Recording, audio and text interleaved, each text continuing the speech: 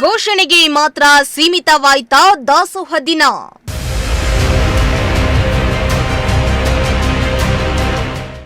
ಸರ್ಕಾರದಿಂದ ಅಧಿಕೃತ ಆಚರಣೆ ಜಾರಿಗೆ ಜಿಲ್ಲೆಯಲ್ಲಿ ಒತ್ತಾಯ.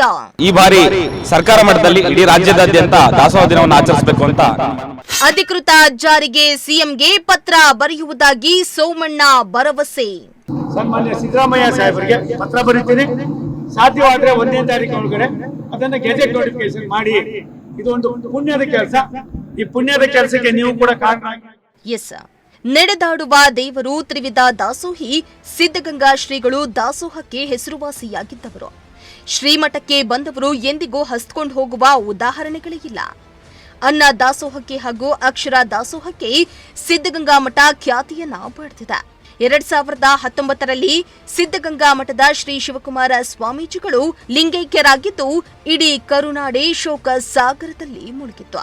ಸಿದ್ಧಗಂಗಾ ಶ್ರೀಗಳ ಕನಸು ದಾಸೋಹ. ಅದರಂತೆ ಇಂದಿಗೂ ದಾಸೋಹ ನಿಂತಿಲ್ಲ.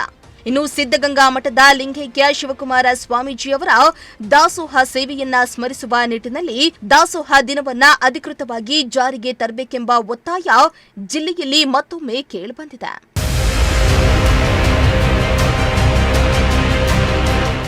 ಅನ್ನ, ಅಕ್ಷರ ಮತ್ತು ಜ್ಞಾನ ದಾಸೋಹದ ಮೂಲಕ ಲಕ್ಷಾಂತರ ಬಡ ಮಕ್ಕಳಿಗೆ ಆಶ್ರಯ, ಆಹಾರ ಮತ್ತು ಶಿಕ್ಷಣ ನೀಡಿದ ಶ್ರೀಗಳ ಜೀವನವೇ ಮಾನವೀಯತೆಯ ಪ್ರತಿರೂಪವಾಗಿದ್ದು, ಹಸಿದವನಿಗೆ ಅನ್ನ ಕೊಡುವುದೇ ದೇವರ ಪೂಜೆ ಎಂಬ ಸಂದೇಶವನ್ನ ಅವರ ಕಾರ್ಯರೂಪದಲ್ಲಿ ತಂದಿರುವ ಸಿದ್ಧಗಂಗಾ ಶ್ರೀಗಳ ಸ್ಮರಣಾರ್ಥವಾಗಿ ಹಿಂದಿನ ಬಿಜೆಪಿ ಸರ್ಕಾರದ ಅವಧಿಯಲ್ಲಿ ಜನವರಿ 21ರಂದು ಅಂದ್ರೆ ಶ್ರೀಗಳ ಪುಣ್ಯ ಸ್ಮರಣೆಯ ದಿನವನ್ನ ದಾಸೋಹ ದಿನವೆಂದು ಘೋಷಿಸಲಾಗಿದ್ದು, ಈ ಬಗ್ಗೆ ಅಂದಿನ ಸಿಎಂ ಯಡಿಯೂರಪ್ಪ ಅವರು ಕೂಡ ಈ ಬಗ್ಗೆ ಸುತ್ತೋಲೆಯನ್ನ ಹೊರಡಿಸಿ ಆಚರಣೆಗೆ ಸೂಚನೆಯನ್ನ ನೀಡಿದ್ರು.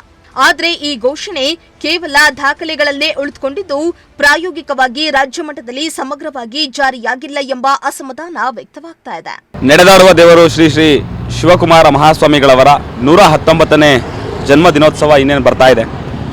ಅವರ ಜನ್ಮ ಜಯಂತಿಯನ್ನ ನಾಡಿನಾದ್ಯಂತ ಮಠದ ಸದ್ಭಕ್ತರು ದಾಸೋಹ ದಿನ ಅನ್ನುವಂತಹ ಹೆಸರಿನಲ್ಲಿ ಅನ್ನ ದಾಸೋಹವನ್ನು ಮಾಡೋದ್ರ ಮೂಲಕ ದಾಸೋಹ ದಿನವನ್ನು ಆಚರಿಸ್ತಾ ಇದ್ದಾರೆ.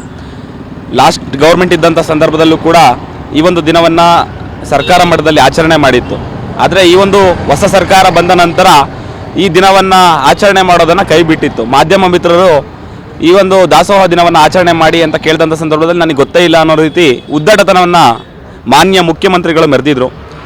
ಇವತ್ತು ಇಡೀ ರಾಜ್ಯದಲ್ಲಿ 12ನೇ ಶತಮಾನದಿಂದಲೂ ಕೂಡ ಇಲ್ಲಿಯವರೆಗೆ ಅನ್ನ, ಅಕ್ಷರ ದಾಸೋಹವನ್ನು ನಿರಂತರವಾಗಿ ನಡೆಸ್ಕೊಂಡು ಬಂದಂತಹ ಮಠ ಪರಂಪರೆಗಳು, ಅದಕ್ಕೆ ಇವತ್ತೇನು ಅಣ್ಣ ಬಸವಣ್ಣನವರು ಹೇಳಿದ್ರು ಆ ತತ್ವಾದರ್ಶಗಳನ್ನು 100ಕ್ಕೆ 100ರಷ್ಟು ಅನುಷ್ಠಾನಗೊಳಿಸಿ ಬಸವಣ್ಣವರ ಹೇಳಿದಾಗೆ ಶ್ರೀ ಶಿವಕುಮಾರ ಮಹಾಸ್ವಾಮಿಗಳು ಅದನ್ನು ಕಾರ್ಯರೂಪಕ್ಕೆ ತಂದಿದ್ರು.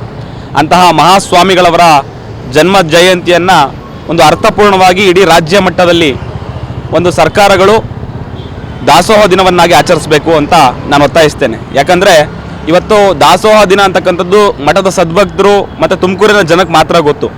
ಆದರೆ ಇಂಥ ಒಂದು ಶ್ರೇಷ್ಠವಾದಂತಹ ಪರಿಕಲ್ಪನೆ ಇಡೀ ರಾಜ್ಯಕ್ಕೆ ಗೊತ್ತಾಗಬೇಕು. ದಾಸೋಹ ದಿನ ಇಡೀ ರಾಜ್ಯವ್ಯಾಪಿ ಆಚರಣೆ ಆಗಬೇಕು. ಇದಕ್ಕೋಸ್ಕರ ಸರ್ಕಾರ ಇದ್ರ ಬಗ್ಗೆ ಆಲೋಚನೆಯನ್ನು ಮಾಡಿ ಈ ಬಾರಿ ಸರ್ಕಾರ ಮಟ್ಟದಲ್ಲಿ ಇಡೀ ರಾಜ್ಯದಾದ್ಯಂತ ದಾಸೋಹ ದಿನವನ್ನು ಆಚರಿಸಬೇಕು ಅಂತ ನನ್ನ ಮಠದ ಭಕ್ತನಾಗಿ ಒತ್ತಾಯಿಸ್ತೇನೆ. ಇನ್ನು ದಾಸೋಹ ದಿನವನ್ನ ಪರಿಣಾಮಕಾರಿಯಾಗಿ ಜಾರಿಗೆ ತರಬೇಕೆಂಬ ಆಗ್ರಹ ಹೆಚ್ಚಾಗಿದೆ. ಈ ಕುರಿತು ಕೇಂದ್ರ ಸಚಿವ ವಿ ಸೋಮಣ್ಣ ಕೂಡ ಪ್ರತಿಕ್ರಿಯಿಸಿ, ಮುಖ್ಯಮಂತ್ರಿ ಸಿದ್ದರಾಮಯ್ಯ ಅವರಿಗೆ ಪತ್ರವನ್ನ ಬರಿತೇನೆ. ಸಾಧ್ಯವಾದರೆ ಏಪ್ರಿಲ್ 1ರ ಒಳಗೆ ಗೆಜೆಟ್ ನೋಟಿಫಿಕೇಶನ್ ಹೊರಡಿಸಿ ಅಧಿಕೃತವಾಗಿ ಜಾರಿಗೆ ತರಬೇಕೆಂದು ಮನವಿಯನ್ನ ಮಾಡುವುದಾಗಿ ತಿಳಿಸಿದ್ರು. ನಾನು ದಾಸೋಹ ದಿನವನ್ನ ನಾವು ಈಗಾಗಲೇ ಮಾಡಬೇಕು ಅಂತ ಹೇಳಿದ್ವಿ. ನನ್ನ ಇವತ್ತೇನೆ ನಮ್ಮ ರಾಜ್ಯದ ಮುಖ್ಯಮಂತ್ರಿಗಳು ಸನ್ಮಾನ್ಯ ಸಿದ್ದರಾಮಯ್ಯ ಸಾಹೇಬರಿಗೆ ಪತ್ರ ಬರೀತೀನಿ. ಸಾಧ್ಯವಾದರೆ 1ನೇ ತಾರೀಕು ಒಳಗಡೆ ಅದನ್ನು ಗೆಜೆಟ್ ನೋಟಿಫಿಕೇಶನ್ ಮಾಡಿ. ಇದು ಒಂದು ಪುಣ್ಯದ ಕೆಲಸ. ಈ ಪುಣ್ಯದ ಕೆಲಸಕ್ಕೆ ನೀವು ಕೂಡ ಕಾರಣರಾಗಿ ಅನ್ನೋ ಮನವಿಯನ್ನ ನನ್ನ ತಕ್ಷಣವೇ ಮಾಡೋದಕ್ಕೆ ಇವತ್ತು ಒಟ್ನಲ್ಲಿ ಜಾತಿ ಧರ್ಮ ಭೇದವಿಲ್ಲದೆ ಸೇವೆ ಸಲ್ಲಿಸಿದ ತ್ರಿವಿಧ ದಾಸೋಹಿ ಶ್ರೀ ಶಿವಕುಮಾರ ಸ್ವಾಮೀಜಿಯವರ ಸ್ಮರಣಾರ್ಥ ದಾಸೋಹ ದಿನವನ್ನ ಕೇವಲ ಘೋಷಣೆಯಾಗಿ ಅಲ್ಲ, ಜನ ಜಾಗೃತಿ ಮೂಡಿಸುವ ಹಬ್ಬವಾಗಿ ರೂಪಿಸುವಂತೆ ಸಾರ್ವಜನಿಕರಲ್ಲಿ ಒತ್ತಾಯ ಕೇಳಿಬಂದಿದ್ದು, ಸರ್ಕಾರ ಯಾವ ತೀರ್ಮಾನಕ್ಕೆ ಬರಲಿದೆ ಅನ್ನೋದನ್ನ ಕಾದು ನೋಡಬೇಕಾಗಿದೆ. ಕ್ಯಾಮರಾ ಪರ್ಸನ್ ರಾಕೇಶ್ ಜೊತೆ ದೀಪಕ್ ಕೆಂಕೆರೆ, ಪ್ರಜಾಶಕ್ತಿ ಟಿವಿ, ತುಮಕೂರು.